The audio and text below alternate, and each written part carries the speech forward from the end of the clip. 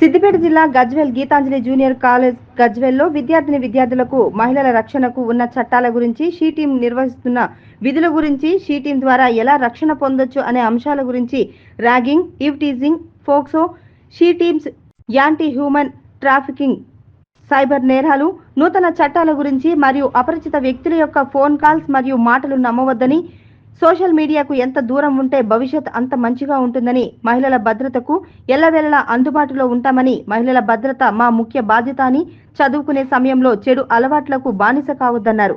ప్రతి ఒక్కరూ చదువుపై దృష్టి సారించాలని తెలిపారు. డ్రగ్స్ మరియు ఇతర మత్తు పదార్థాలపై అప్రమత్తంగా ఉండాలన్నారు. విద్యార్థి దశ చాలా కీలకమని, ఈ సమయంలో పోతే మళ్లీ తిరిగి రాదని, సమయం యొక్క విలువ తెలుసుకొని జీవితంలో ముందడుగు వేయాలని ఇన్స్పెక్టర్ సైదా సూచించారు. ఎట్టి పరిస్థితుల్లో సమయం వృధా చేయవద్దని, డ్రగ్స్ కిట్స్ గురించి తెలియపరిచి ఎవరైనా గంజాయి, డ్రగ్స్, ఇతర మత్తు పదార్థాలు తీసుకుంటే వారి యొక్క రక్తంలో మరియు యూరిన్లో 5 నుంచి 7 రోజులు దాని ప్రభావం ఉంటుందని, ఈ డ్రగ్స్ కిట్స్ ద్వారా పరీక్షించి నిర్ధారణ చేసిన తర్వాత కేసులు నమోదు చేయడం జరుగుతుందని తెలిపారు. ఇతర చెడు అలవాట్లకు బానిస కాకుండా ఒక గోల్ ప్రకారం ముందుకు వెళ్లాలని సూచించారు. గంజాయి, డ్రగ్స్, ఇతర మత్తు పదార్థాలు సేవించవద్దని, సేవించే వారి సమాచారం పోలీసులకు తెలపాలని ప్రతిజ్ఞ చేయించారు. మహిళలను, పిల్లలను ఎవరైనా ఇబ్బందులకు గురి చేసినా, అవహేళన చేసినా కళాశాల ఆవరణలో షీ టీం ఫిర్యాదుల బాక్స్ ఏర్పాటు చేయడం జరిగిందని, ఒక చీటీని అందులో రాసి వేయాలని విద్యార్థినులకు సూచించారు. అనంతరం Gitanjali junior college principal Madhusudan Reddy, Gajwel CI సైదాకు మరియు షీ టీం బృందానికి శాల్వాతో సన్మానం చేయడం జరిగింది.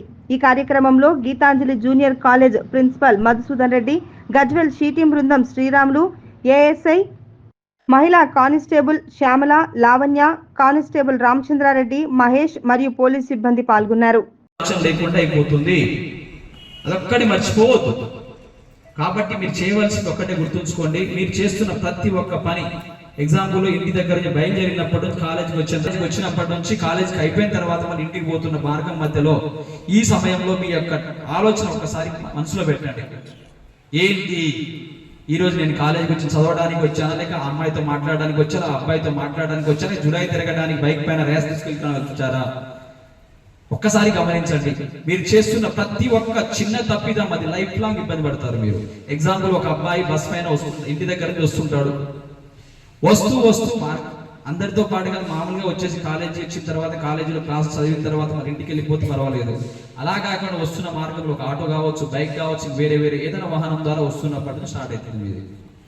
ఒక బైక్ పైన ఇస్తే ఒక పక్కన ఒక అమ్మాయి కనబడ్డదాన్ని కావాలని ర్యాష్గా డ్రైవ్ చేయడం.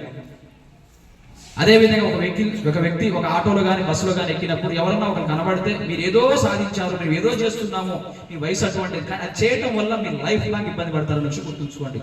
ఒక్కొక్క మంది ఆటోలు ఎక్కుంటూ వస్తుంటారు. వాళ్ళు ఏం చేస్తారు, ఆటో డ్రైవర్ పక్కన నిలబడి చేయగుతుంటారు. అది ఎవరికైనా తగిలితే, ఏదో నీకే ఏమైనా తగిలితే మీ మీద ఆధారపడే కుటుంబం పరిస్థితి ఒక్కసారి ఆలోచించు. బైక్ పైన వస్తున్నావు, ర్యాష్ డ్రైవింగ్ చేసుకుంటా వస్తావు. మీరు కూడా స్కూటీ పైన వస్తున్నారు, ర్యాష్ డ్రైవింగ్ చేసుకుంటా వస్తున్నారు. బస్ పైన వచ్చినప్పుడు ఏదన్నా కానీ వెనక ముందు అబ్జర్వ్ చేయకుండా, చదువు కాలేజీకి రావాల్సిన కాలేజీ రాకుండా వేరే దగ్గర పార్క్కి వెళ్ళడం, బయటికి వెళ్ళడం, బస్ స్టాండ్కి వెళ్ళడం, ఏదో ఫ్యాషన్ పోతానని చెప్పి బయటికి ఎదుగు వెళ్ళడం. మీరు ఒక్కసారి గమనించండి. మీరు చేసే ఈ ప్రతి ఒక్క తప్పిదమే మీరు అనుకుంటున్నాను నేను ఎవరికి ఏం చేయలేదు సార్, నేను బాగానే కాలేజీకి వస్తున్నా సార్, వచ్చి నేను వెళ్ళిపోతున్నా, దాని ప్రయోజనం ఏముంది? వచ్చావా కాలేజీకి వచ్చా, నీలాగా 190 మంది ఉన్నారమ్మా. నీలాగా ఇంటర్మీడియట్ చదువుతున్న వాళ్ళు ఇదే కాలేజ్, ఈ ఒక కాలేజ్ కాదు కదా. ఇదే మన తెలంగాణలో చూసుకుంటే, అదే ఎగ్జాంపుల్ మన గజ్వేల్ మండలంలో ఎన్ని కాలేజెస్ ఉన్నాయి ఒక్కసారి అబ్జర్వ్ చేయండి.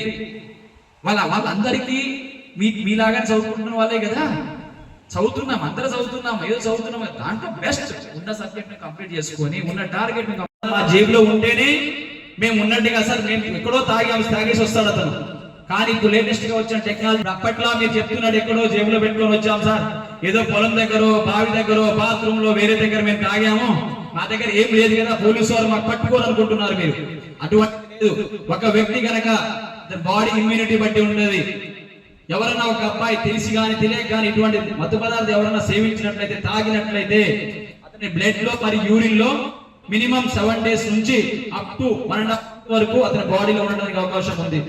జస్ట్ లైక్ ఇది కిట్, ఇది జస్ట్ యూరిన్ శాంపుల్ కలెక్ట్ చేసుకుంటే చాలు, ఆటోమేటిక్ అతను ఏ గంజా ఎటువంటి మత్తు పదార్థాలు తీసుకున్నారో ఆల్ వెరైటీ టైప్స్ డ్రగ్స్ వాడినట్లయినా దీంట్లో ఆటోమేటిక్ మాకు వచ్చేస్తుంది.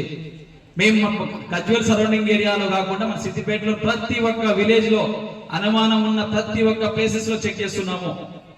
అక్కడ గనక దొరికినట్లయితే ఆటోమేటిక్ అతను జైలుకి పోవాల్సి వస్తుంది, అతని జీవితం నాశనం అవుతుంది అన్న విషయం మర్చిపోవద్దు. నా దగ్గర గాంజా లాంటిది వేరే మత్తు పదార్థం ఉన్నట్లయితే సార్ నేను దొంగ సార్, నా దగ్గర లేదు కాబట్టి మేము పట్టుకోవట్లేదు అనుకోవద్దు. ఇప్పుడు మీరు కనుక తాగినట్లయితే ఒక్కరిలో ఉంటూనే ఉంటది. ఆటోమేటిక్ గా అతను యూరిన్ శాంపుల్ కలెక్ట్ చేస్తే దీంట్లో అతను దొరికిపోతాడు. అర్థమవుతుందమ్మా బాబు? లాస్ట్ బాయ్ ఎవరన్నా కావచ్చు, అమ్మాయి కావచ్చు, అబ్బాయి కావచ్చు, ఎవరన్నా ఉండొచ్చు. ప్రతి ఒక్కరు కానీ ఇలాంటి తెలిసి తెలియక ఏం చేసినా గానీ ఆటోమేటిక్ దీని ద్వారా మేము తెలుసుకోగలుగుతాము. దీంట్లో వచ్చినట్టు ఏం చేసినా గానీ దీన్ని మళ్ళీ తప్పించుకోవడానికి అవకాశం ఉండదు. మీరు అప్పుడు అనుకుంటారు సార్ నాకేదో తెలియదు సార్, ఏదో జరిగింది సార్, ఇలా జరిగింది సార్ అని ఎవరు ఏం చెప్పినా గానీ ఇఫ్ వన్స్ ఒక్కసారి దీంట్లో యూరిన్ శాంపుల్ లో కనుక డిటెక్ట్ అయింది అనుకో ఆటోమేటిక్ అతని జీవితం నాశనం అవుతున్న విషయం మర్చిపోవద్దు. కాబట్టి ప్రతి ఒక్కరికి తెలియపరుస్తున్నా ఈ విషయం కమ్యూనికేట్, ప్రతి ఒక్కరు తెలియపరచండి. మీకు సంబంధించిన విలేజ్ లో మీ ఫ్రెండ్స్, మీ బ్రదర్ కు అందరు తెలియపరుస్తారా? చెప్తారా? బాబు మాట్లాడండి, అవునా కాదని చెప్పేది. సార్ ఏదో కావాలని చెప్తున్నారు సార్. ఇది దీని ద్వారా టెస్ట్ చేయడం వల్ల దొరికినవి చాలా మంది ఉన్నారు. కాబట్టి దయచేసి అటువంటి ఉన్నట్టు మానాలి. ఎవరన్నా ఉంటే మాకు తెలియపరచండి, అతని కౌన్సిలింగ్ ఇస్తాము, డి అడిక్షన్ సెంటర్ తీసుకెళ్తాము. అటువంటి జరగకుండా ఉండవలసిన మార్గాలు వెతుకుతాము. కానీ మేము కనుక పట్టుకున్న తర్వాత అయితే ఏం చేయలేము, ఆటోమేటిక్ అతను జైలుకి వెళ్లాల్సిందే. కాబట్టి ఇటువంటి విషయాలు ఎవరన్నా ఉంటే తెలియపరచండి. వారితో పాటుగా ముఖ్యంగా మీరు మరీ చెప్తున్నాను మీకు